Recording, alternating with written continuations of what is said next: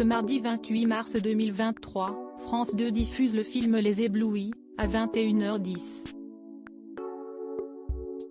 Au casting, Camille Cottin et Céleste Brunkel incarnent des femmes qui intègrent peu à peu une secte dévastatrice.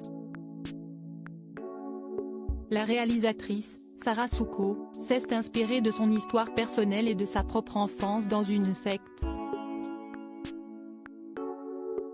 Dans Les Éblouis, sur France 2, Camille, incarnée par Céleste Brunkel, intègre avec sa famille, la communauté religieuse du Père Éric Marie, dit le Berger, joué par l'acteur du Cœur des Hommes, Jean-Pierre Daroussin.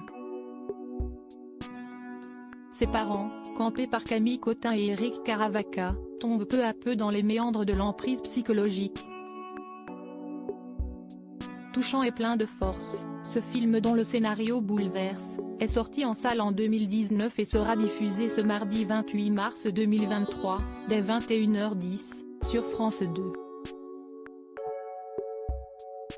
S'il aborde le sujet avec autant de réalisme et de subtilité, si est-il parce qu'il est inspiré de l'histoire personnelle de la comédienne et réalisatrice, Sarah Souco. On a pu la voir dans les films Discount, Joséphine s'arrondit, Guy, Les Invisibles ou encore Le Discours, et si est-il la toute première fois qu'elle passe derrière la caméra.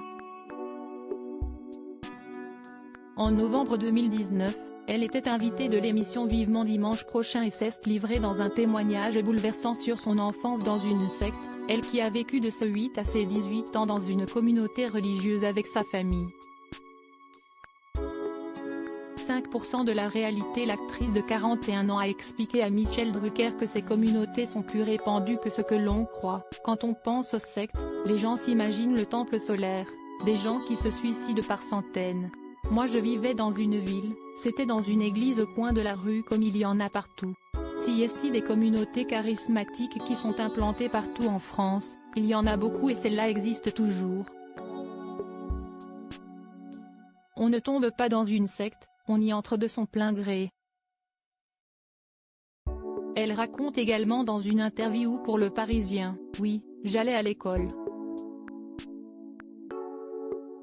Mais lorsque je revenais on m'affirmait que l'extérieur était gouverné par le diable.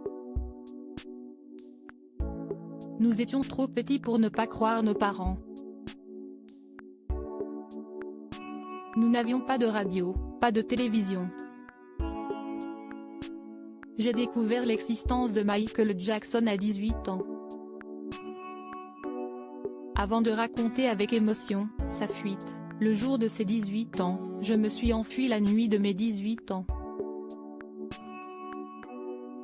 Ainsi, ce qu'elle relate de sa propre expérience dans Les Éblouis, si est 5% de la réalité afin d'aboutir à un film populaire et exigeant sans sombrer dans le film d'horreur. Ses frères et sœurs, qui ont tous réussi à sortir de la secte, l'ont remercié pour ce film. Bouleversant.